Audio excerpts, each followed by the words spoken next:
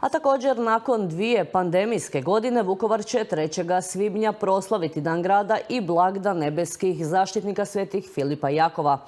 A grad je polako već utonuo u slavljeničku atmosferu.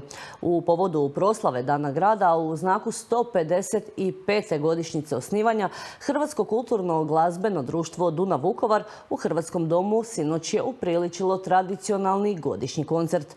U zanimljivom glazbenom i folklornom programu sudjelovali su folklorni ansambl društva, tamburaški orkestar i dječje folklorne sekcije s približno 100 članova društva uz goste članove folklorno-tamburaškog ansambla Kuda Mak Trnovec iz Varaždinske županije.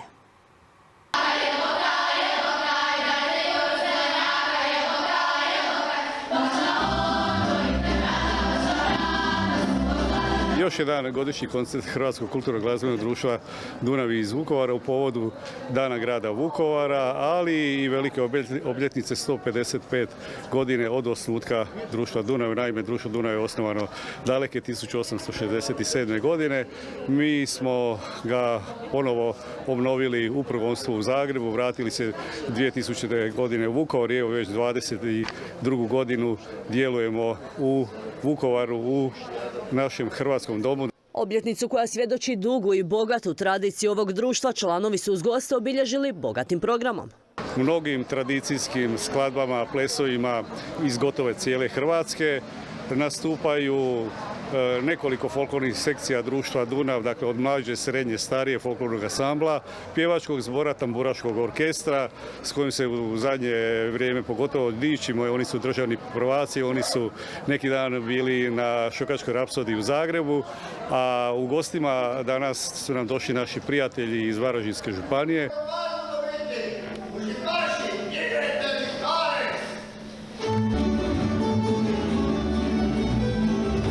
Izvedbe je pratila prepuna dvorana, a među njima i poseban gost koji je društvu poklonio 4 koreografije, učio ih i pomagao svojim stručnim savjetima zagrebački folklorist Goran Knežević, koji je u Vukovar ponovno stigao nakon 10 godina, baš na ovu veliku obljetnicu društva. To je ogromna važnost za Hrvatsku, za grad Vukovar, za ove mlade ljude u Vukovaru. To je fenomenalna obljetnica. Gledajte, koliko ja znam i koliko me sjećanje služi, dolazim iz Zagreba, iz Zagrebačke regije. Ja ne znam da li i u Zagrebu postoji društvo koje ima toliki kontinuitet trajanja od 155 godina. Proslavljenih, kako to i dolikuje, pjesmom i plesom.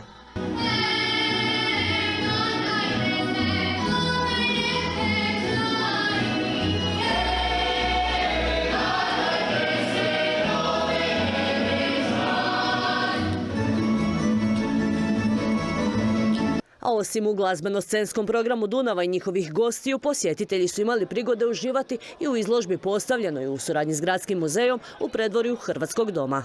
Ja i gospodin Vlado Horvat smo prije 10 godina izdali jednu spomenicu o radu društva Dunava, međutim tu spomenicu nisu svi uspjeli vidjeti. Ja sam dio tih dijelova spomenice htio večeras, dakle prije koncerta, svim našim posjetiteljima, evo vidim da pristižu u velikom broju, predočiti ovdje u predvorju Hrvatskog doma. Dakle, radi se o nekoliko tematskih cjelina, dakle društvo Dunav od osnivanja do Prvog svjetskog rata, društvo Dunav između 2 rata, dakle obnova u progonstvu, povratak u Vukovar i sad uspjeh u slobodnoj Hrvatskoj. Čime su, ističu, na najbolji način pokazali što je to sve društvo Dunav napravilo u svojih 155 godina, a danas ljubav prema tradiciji, folkloru i baštini nastoje prenijeti što većem broju mladih. Mi smo se usredotočili na rad sa mladima i to je onaj kapacitet koji nam daje tu snagu. Broje 20-ak najmlađih folkloraša vrtićkog uzrasta koji su sa školarcima i starijim uzrastima dio članstva od 120 plesača, pjevača i svirača.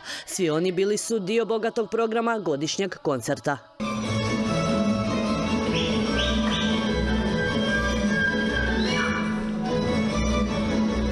Inače, kako su istaknuli iz društva Dunav, ovaj slavljenički program realiziran je u suradnji s gradom Vukovarom, te uz potporu ostvarenu kroz projekte javnih potreba u kulturi Ministarstva kulture i medija Republike Hrvatske te Vukovarsko-srijemske županije.